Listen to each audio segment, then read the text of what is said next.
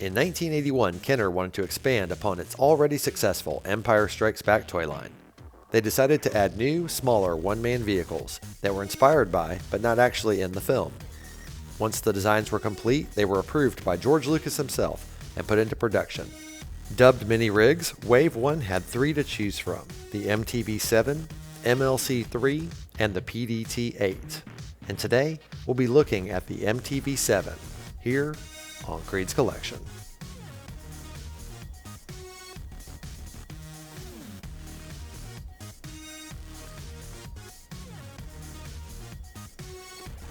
Hey, welcome back to another episode of Kreed'S Collection. Today we're looking at the MTV-7 from the 1981 toy line, The Empire Strikes Back by Kenner.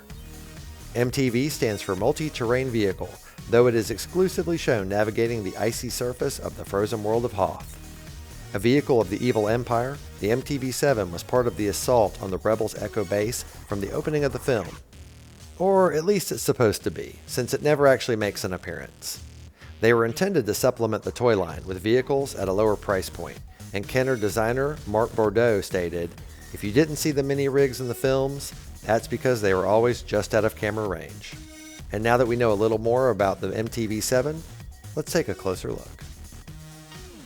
Right here on the front, we've got 2 stickers, one that appears to be an intake system and one that appears to be a headlight. I'm really surprised they're still in this good a condition, as most of my Star Wars toy stickers have started to fall off. And on the back here you can see the sticker that is the propulsion system, as well as up here the sticker that represents the control panel. Other than being a bit crooked, the propulsion sticker is also in really good shape, but the control panel has seen better days. This is what I'm talking about. Most of my Star Wars toy stickers have worn out like this, sadly. Now let's take a look at the body of the MTV-7.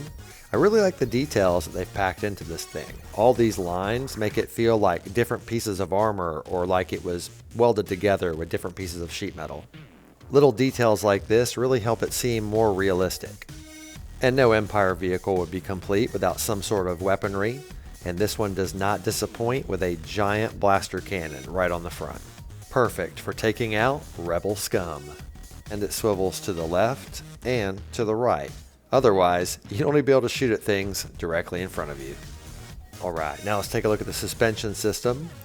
It is spring-loaded, so as you can see, it lifts up and springs back into place, and the idea is that you can drive it over uneven terrain. Now also, it could lay down low if it wanted to, or it can be high profile like this. It'd be nice if there was a way to lock it in the low position, but that's a minor complaint. The nice fat tires on the MTV-7 make it perfect for navigating all different types of terrain, from ice and snow to rocks and sand. And not only that, but they actually spin really well, which is nice because, as you may know from watching my videos, these toys don't always roll well, so it's nice when they actually do. Now I'll take a look at the bottom of the toy. There's not a lot of detail down here, but I figured I'd show it to you anyway, just so you know what it looks like. Here's the MTV-7 with an AT-AT driver, and I know what you're thinking, AT-AT driver, why not a snowtrooper like on the front of the box? Well, did you ever see a snowtrooper drive anything? Yeah, that's what I thought, and that's why I did an AT-AT driver, because they drive things. Also, I feel like the MTV-7 is heavily influenced by the AT-AT. The body shape reminds me of the AT-AT head, and the struts on either side of the wheels, they look like the legs. So, if you ask me, the MTV-7 looks like a mini rolling AT-AT, and that is pretty awesome. The copyright information is located on the inside of the body. Lucasfilm Limited, 1981, made in Hong Kong. And now for our He-Man size comparison.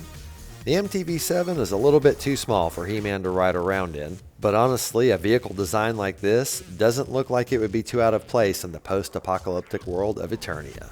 After all, Star Wars did take place a long time ago in a galaxy far, far away.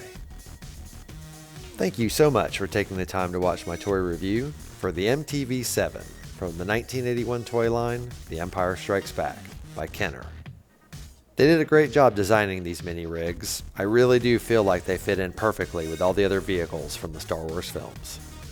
This video marks the 1-year anniversary of Kreed'S collection.